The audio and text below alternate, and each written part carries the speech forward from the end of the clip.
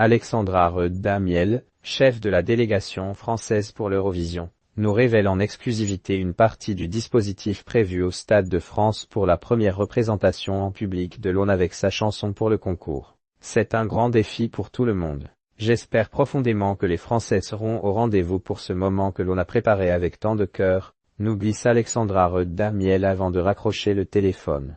Jointe mardi par 20 minutes, la directrice des divertissements et jeux de France Télévisions, qui est aussi la chef de délégation tricolore pour l'Eurovision, a accepté de lever une partie du voile sur le dispositif prévu pour la révélation de la chanson de la France à l'Eurovision. L'Aune l'interprétera pour la première fois en public samedi, au Stade de France, à la mi-temps du match du tournoi des 6 nations opposant les Bleus à leurs homologues écossais. Jamais l'officialisation d'un morceau pour le concours, tous pays confondus, n'a revêtu une dimension aussi événementielle. Une telle ambition reflète l'envie du service public de briller dans la compétition musicale européenne et confirme sa volonté, enclenchée ces dernières années, de faire grandir la marque Eurovision.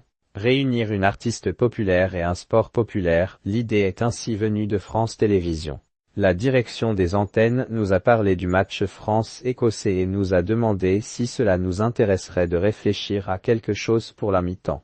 C'est parti comme ça, explique Alexandra Redda-Miel. Le projet a plu à l'Aune, d'autant plus que le rugby fait partie de sa vie. Sa sœur a été vice-championne de France avec son équipe dans ce sport. La chef de délégation et des divertissements voit dans cette alliance du sport et du spectacle une logique fédératrice. C'est une manière de réunir une artiste extrêmement populaire et un sport populaire. Cela renforce le côté communion des Français. L'Aune n'aurait pas hésité un seul instant à se lancer dans la course à l'Eurovision avec une telle visibilité, qui peut donner le vertige. Outre les 80 000 personnes dans le stade, des millions d'autres suivront sa prestation en direct à la télévision ou sur Internet voire encadrée. L'artiste, comme elle l'a confié à 20 minutes le mois dernier, croit à 100% en sa chanson, même si elle sait qu'elle ne plaira pas à tout le monde.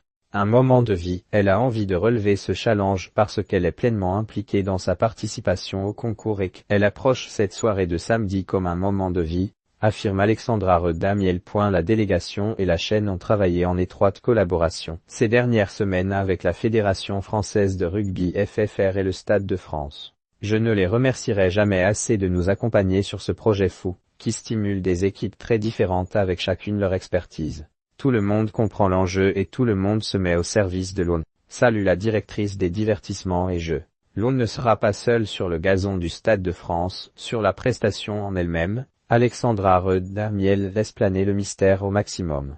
La seule chose que je peux dire est que l'Aune ne sera pas seule sur ce gazon du Stade de France samedi, elle a révélé. La mise en scène a été pensée pour l'enceinte, réfléchie pour faire plaisir au public mais aussi pour que le rendu à l'antenne soit très beau. Une certitude également, la scénographie qui sera proposée durant cette mi-temps sera très différente de celle qui est envisagée pour l'Eurovision à Bâle où la configuration de la scène sera tout autre. Et si les supporters des Bleus, ou des Écossais, en venaient à hurler à plein poumon pendant que l'Aune chantera, ne risqueraient-ils pas de perturber la chanteuse? Non, répond Alexandra Redda-Miel. Tout est prévu pour qu'on ait les ambiances et, si jamais c'est un peu trop fort côté public, il sera possible de faire en sorte que la voix de l'Aune passe sans encombre en diffusion télé. La préparation est vraiment millimétrée. La chef de délégation veut croire à un instant de cohésion. Ce match de rugby est très important pour la France. Les supporters qui soutiennent l'équipe, finalement, seront aussi là pour soutenir la candidate française.